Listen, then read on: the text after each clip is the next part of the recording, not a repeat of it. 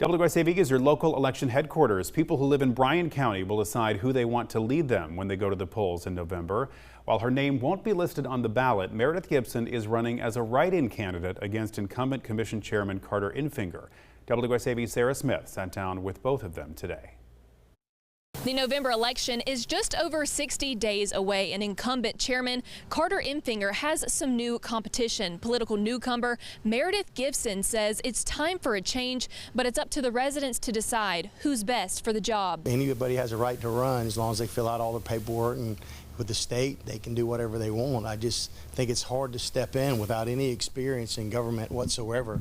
Bryan County incumbent chairman Carter Infinger has some new competition. Political newcomer Meredith Gibson. Sometimes when you have the same people in office for a long time, it's just complacency, and the term limits is going to stop that from happening. She says current administration has let down the community with what some call a lack of leadership within EMA and fire departments, and her understanding of the county's response to Tropical Storm Debbie in August. It's shown that can be catastrophic.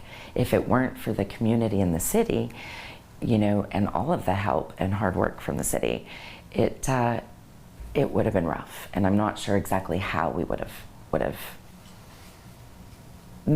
kind of come to where we are today. Gibson serving as the director of volunteers at the distribution center in Richmond Hill, some of the community still recovering. Chairman Infinger says, however, he and the council did and are still doing what's required of them by the state.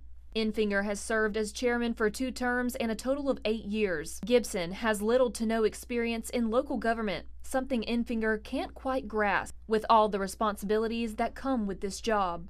I mean, that could be a recipe for disaster for our community. Gibson says what she lacks in experience and knowledge she makes up for in her passion for the community, which happens to be one of the fastest growing counties in the state. It's all about smart growth, you know, making sure that the important key players and divisions of that are set in place. As Election Day approaches on November 5th, you can stick with News 3 for the latest at WSAV.com/yourlocalectionHQ. Reporting in Bryan County, Sarah Smith, WSAV News 3 on your side.